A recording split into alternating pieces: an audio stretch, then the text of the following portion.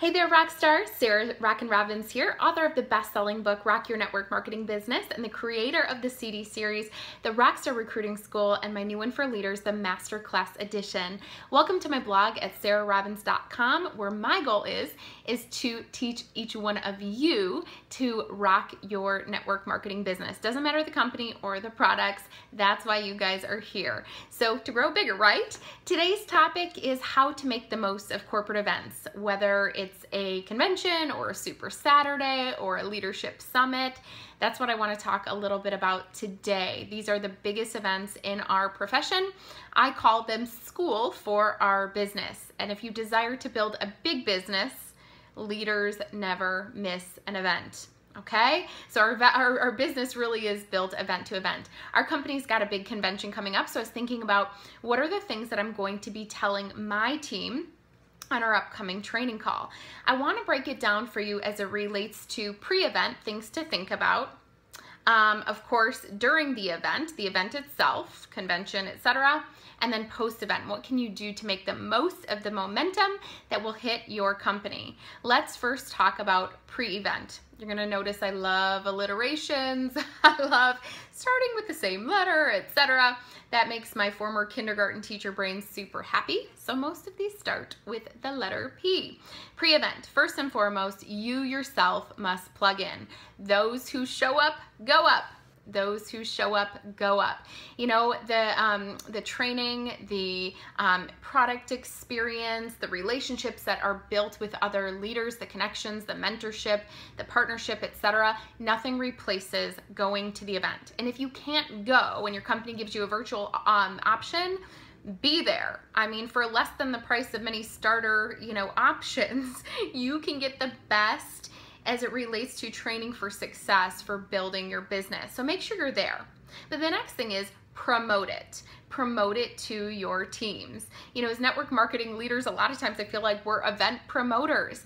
And there's a big difference between sharing the features like, it's going to be this day, this time, this price, but sharing the benefits. If you've got a team call, why not have a few people featured on the call who had been to the convention that can share how it changed their business? So make sure that you're promoting it to your teams as well and personally inviting, especially those newbies who may not know what they're missing out on. Next tip, plan. You're going to want to plan your post-convention events before you even leave for convention. Chances are your company launches some new and exciting information, products, programs, etc. Aren't you going to want to share those with your network before word gets out to them through somebody else? Make sure you have post-convention events, business launch events, or product launch events planned at your home, at a restaurant, etc. You can get more training on events at my blog at sarahrobbins.com. Next, position yourself for a win. Position yourself for a win. What do I mean by that?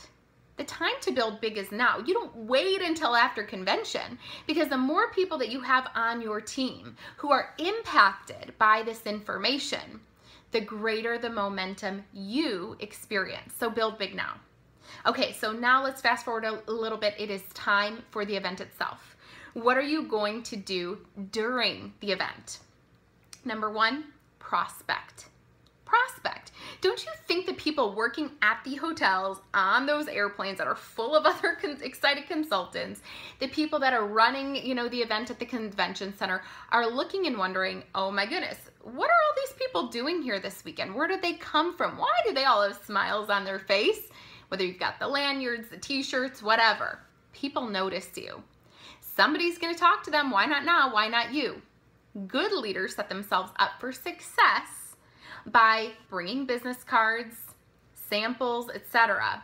to share with people who give them great service. Hey, thanks for your great service today. Have you heard anything about, our company yet and why we're in town? People that they might meet on the plane. Ask them, where are you traveling to and what are you doing in Las Vegas?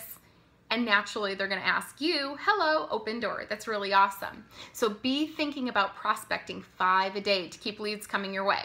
Next, post. Post on social media while you're there. A lot of times people join our business for the experience, the fun, the friendships. So be thinking about how you can highlight that through, different social media streams with pictures, video, etc. The best part about building our business are the friendships. Showcase that. Next, plan. Plan things that create team culture and unity on your team. Here's a few things that I've done in the past and a few things that I'm doing now. I always host a personal team get-together. I do one session for my top leaders, and we typically do a leadership dinner, recognition, and we do some gifts. I then host a personal team toast for everyone on my personal team where we can meet, get together, toast to their success, and share some really private, intimate time together, instead of shuffling around to big convention center, waving to one another. That's really important for creating that culture and camaraderie. It doesn't have to be expensive, you guys. For us, our toast is in our hotel room, and we just get a bottle of champagne, have the hotel bring up, a few different champagne glasses, or perhaps you find some on your own, and get some cool buttons made with our team logo, etc. It's really all about the time that you're spending with one another. We've also done big leadership parties for our top leaders and have people pitch in. As we're growing so big, it's almost impossible to continue to do those at the scale that we're at because we have a lot of the company on our team. But it's pretty amazing when you see the duplication and replication happen in your organization. That's something to celebrate. We also do ways that we can kind of create inclusion and team culture. For everyone on our team, we ask them to show up with an orange ribbon on their name tag. They get name tags or lanyards when they're signed in. So I tell them any orange ribbon, doesn't even matter. They can just tie it on, pin it on. That allows me to identify them, but also for them to identify with one another. We can, high five, hug, handshake. I can just wave and wink and whatever the case may be, but it really creates for a nice team culture. We've done that every single year since I started my business, and April will actually be 10 years, which is super exciting. So next, I want you to think about once you leave, you've got all of this excitement and momentum bottled up. We don't want to just send you home excited without a plan of what to do next. Let's talk about post-event. Where do you go from there? Number one, we talked about planning those events and following through. Invite everyone you can, previous prospects, current prospects, to hear about the new products, the new programs, your new excitement or commitment by doing a personal event. Next, prospect again. Follow up. For people that you'd prospected in the past, call them and say, if ever there's another time to take another look at the company, the time is now. You won't believe what just launched. Tell them all about it. The fortune always is in the follow-up in our business. Then promote. Promote what is new and exciting in the business, whether it's through a newsletter that you send out to all of your customers, prospects, friends, or family, or even in your Facebook groups. I know a lot of people on our team have preferred customer type Facebook groups where they just kind of post new and exciting things, places we're in the press, product testimonials, etc., out to their customers as well. Guys, there is a true art to building success around these business-related events. I want you to ask yourself this question. What have you done pre-event? Are you signed up? Are you on the virtual options? Have you put those events on your calendar for when you leave? You've got action to move this forward. Are you positioning yourself for success? When you're there, do you've got your smartphone ready to capture everything exciting that's happening and you're posting it out to people? Are you planning those team traditions? That meetup, the little thing for inclusion, whether it's a pom-pom, a hat, a t-shirt, a ribbon. Are you power prospecting at the event? And afterward, challenge yourself to follow through with those events, to prospect like a crazy person, because at that point, everyone's leaving that convention center ready to rock their business. So who's going to hear about it first and from whom?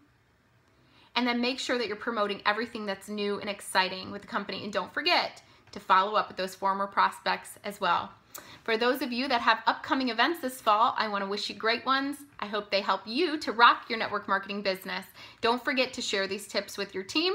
And I would love to hear more ideas from you. Share them over on the blog today at sarahrobbins.com. Rock on, rock stars. Have a great day.